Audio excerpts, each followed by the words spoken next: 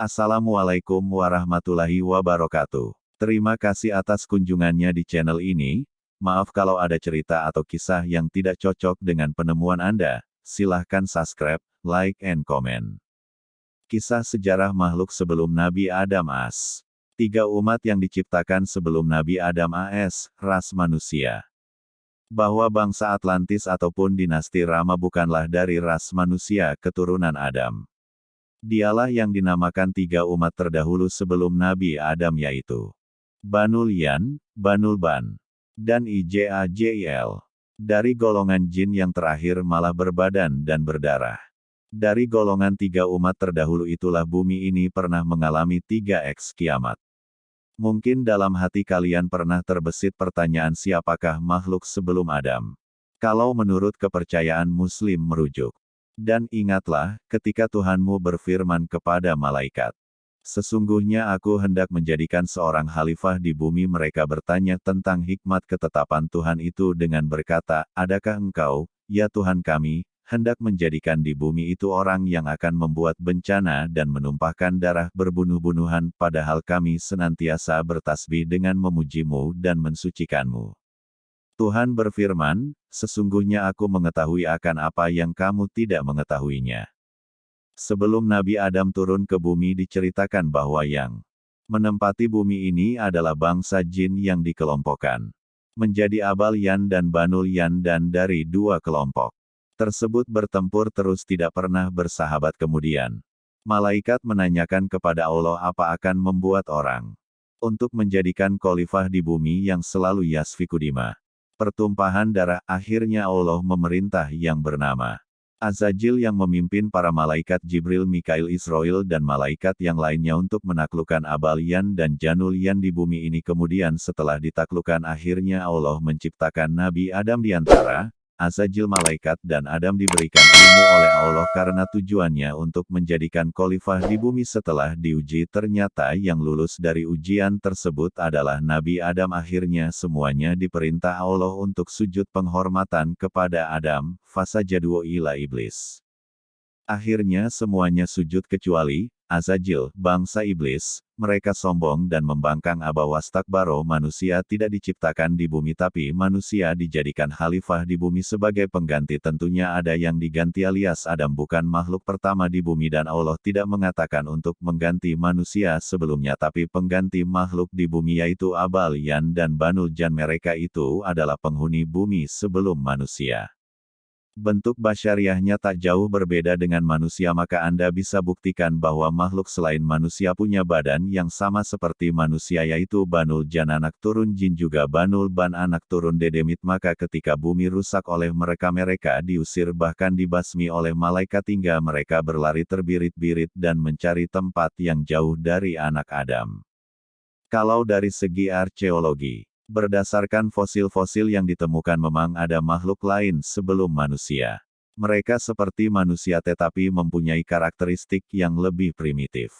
Otak mereka lebih kecil. Oleh karena itu kemampuan mereka berbicara sangat terbatas karena tidak banyak suara vowel yang mampu mereka bunyikan. Kelompok ini dinamakan Neandertal. Kemudian datanglah manusia Adam yang diklasifikasikan sebagai Homo sapiens. Menurut Wikipedia Homo sapiens mulai ada sekitar 200.000 tahun lalu. Sedangkan Neandertal ada sehingga 130.000 tahun dulu kemudian ia lenyap. Ada juga teori yang mengatakan Neandertal lenyap sebelum Homo sapiens muncul. Tapi yang pasti Homo sapiens bukanlah evolusi dari Neandertal. Neandertal hanyalah makhluk seakan manusia yang telah ada sebelum kita, manusia Homo sapiens ada. Mungkin tidak ada fakta konkret dalam membicarakan isu ini. Kebanyakan teori berdasarkan sumber fosil. Namun yang paling penting mungkin sebagai bagi yang muslim kita percaya ada makhluk sebelum Adam yang saling membunuh. Ada yang mengatakan mereka adalah dari kaum jin. Ada juga yang mengatakan bahwa ada 3 umat yang utama sebelum Adam. 2 diantaranya dari kaum jin. Sedangkan kaum yang ketiga adalah dari golongan yang berbeda dari jin karena mereka ini berdarah dan berdaging. Golongan ketiga ini adalah mereka yang dimaksudkan sebagai men yufsidu fiha wa yasfiku aldima, golongan yang membuat kerusakan dan menumpahkan darah, seperti yang diulas oleh malaikat di dalam ayat Al-Quran 2:30. Ini pendapat yang dilontarkan oleh Al-Maqdisi. Masa lampau sebelum peradaban manusia. Dahulu kala ketika zaman Bani Adam belum ada sedangkan bumi yang baru dihuni oleh penghuni pertama yang diciptakan dari cahayanya. Tuhan telah membuat makhluk baru yang berada di sisinya yang bernama Abu Jan atau Bapa seluruh jin. Abu Jan adalah awal mula dari Banul Jan atau anak jin baik yang lalu sampai akhir zaman. Banul Jan adalah penghuni kedua sebelum bangsa manusia lahir ke bumi. Iblis ketika itu belum lahir ke bumi, kelahiran iblis generasi keempat kenabian dari bangsa jin. Tuhan bertitah kepada Abu Jan ini. Dengan apa kamu meminta kepadaku wahai Abu Jan? Dengan kasih sayang engkau terhadap hamba ya Tuhan, maka diri hamba pun akan berkasih sayang dengan keturunan hamba. Kata Abu Jan. Apa yang kamu minta dariku wahai Abu Jan? Apakah kamu tahu bahwasanya kamu baru saja aku ciptakan dari sejenis api? Tubuhmu dari inti api dan ruhmu dari cahaya, karena setiap roh yang bernyawa aku ciptakan dari cahaya dari sisiku. Terima kasih oh Tuhanku yang selalu hamba agungkan. Hamba meminta tubuh hamba tidak bisa dilihat oleh seluruh makhluk kecuali yang engkau kehendaki saja yang bisa melihat hamba dan keturunan hamba. Kata Abu Jan. Akan kukabulkan permintaanmu selain itu apalagi wahai Abu Jan, apakah hamba akan hidup di surga yang hamba tempati saat ini wahai Tuhanku? Kamu bisa menempati surga ini, begitu juga untuk dirimu saja bisa terbang sesuka hatimu dan tinggal sesuka hatimu sampai aku perintahkan dirimu turun ke bumi. Dan ketika itu keturunanmu tidak akan sanggup mendatangi tempat, surga pengangkatan makhluk, hanya dirimu saat ini yang kuat. Setelah kamu menyentuh tanah di bumi maka kamu menjadi makhluk bumi dan kamu pun akan membuat keturunan dan mati di bumi. Namun hanya kamu seorang yang bisa terbang di langit dunia ketika tinggal di bumi. Langit dunia adalah tata surya seluruh pelosok jagat raya ini. Singgasana Tuhan berada di luar tata surya yang berada di tempat kosong ada benda apapun. Itulah disebut sebagai arsinya Tuhan karena tempatnya sangat tinggi, tidak ada makhluk yang bisa ke sana kecuali yang dikehendaki oleh Tuhan sendiri. Karena Tuhan Maha berkehendak bahkan iblis pun tidak akan sanggup. Bolehkah hamba meminta sesuatu ya Tuhanku? Apa itu permintaanmu wahai Abu Jan? Jika hamba engkau angkat sebagai pemimpin seluruh makhluk di bumi pada masa hamba, maka hamba meminta salah satu keturunan hamba nantinya yang bernama iblis agar Tuhan berkenan dia tinggal di surga pengangkatan makhluk. Wahai Tuhanku, jadikanlah dirinya menggantikan hamba dan berikanlah kecerdasannya seperti yang hamba punya saat ini. Baiklah, jika nanti iblis lahir di bumi maka akan aku angkat dia di sisiku dan akan aku beri hikmah dari ilmuku sehingga dia pun pandai. Kekuatannya seperti penghuni pertama dan kecerdasannya melebihi makhlukku yang nanti aku ciptakan. Maka Abu Jan turun dengan kekasihnya menghasilkan keturunan yang sangat banyak. Sambil beribadah kepada Tuhan beliau juga menjadi guru bagi anak keturunannya sampai beliau wafat. Setelah keturunan bertambah banyak, generasi inilah yaitu generasi Banul Jan yang kuat-kuat dan cerdas-cerdas. Ilmunya sangat hebat karena zaman dari Abu Jan sampai Banul Jan yang kuat belum ada pembinasaan dari Tuhan. Jadi ilmu mereka bertambah terus sesuai bertambahnya umur mereka. Ketika generasinya iblis lahir di bumi, para Banul Jan berkoloni menjadi beberapa bagian. Maka terciptalah 8 kerajaan di bumi dan 1 kerajaan di surga. Total kerajaan itu adalah 8 kerajaan yang sangat besar dan megah di bumi. Sedangkan iblis belum mempunyai kerajaan walaupun dia disebut seorang raja karena dia mendiami surga pengangkatan makhluk. Zaman dahulu kala ketika zaman pertengahan Banul Jan bumi masih kering dan tandus. Zaman ini sendiri ketika bumi belum terbentuk seperti sekarang, seperti air laut yang melimpah dan oksigen yang banyak. Air tawar pun masih sedikit, namun air di laut melimpah tapi tidak semelimpah seperti sekarang yang sangat-sangat melimpah. Bahkan saat ini lautnya lebih luas dibandingkan dengan tanahnya sendiri. Dahulu oksigen sangat tipis karena Banul Jan adalah makhluk yang menghirup oksigen sangat sedikit. Walau bagaimanapun jika api ingin menyala tetap saja membutuhkan udara walaupun itu sangat sedikit sekalipun. Begitulah kehidupan Banul Jan yang membutuhkan sedikit oksigen untuk bernafas. Berbeda dengan manusia yang boros sekali dengan udara dan air. Setelah kerajaan terbentuk menjadi 8 kerajaannya itu kerajaan kakak-kakaknya iblis. Karena iblis sendiri diangkat ke surga seperti permintaan bapaknya iblis. Kerajaan ini dibagi menjadi 8 wilayah di muka bumi yaitu kerajaan bagian selatan, kerajaan bagian utara, kerajaan bagian timur, kerajaan bagian barat, kerajaan bagian bawah atau dasar bumi karena mereka bisa menembus ke tanah bahkan bermandikan dengan magma pun tidak apa-apa karena tubuhnya lebih panas dibandingkan dengan magma bumi. Kerajaan bagian atas atau langit bumi yaitu yang tinggal di sekitar atmosfer bagian atas bumi. Kerajaan bagian darat atau di atas tanah dan kerajaan di air seperti di laut, danau dan aliran sungai.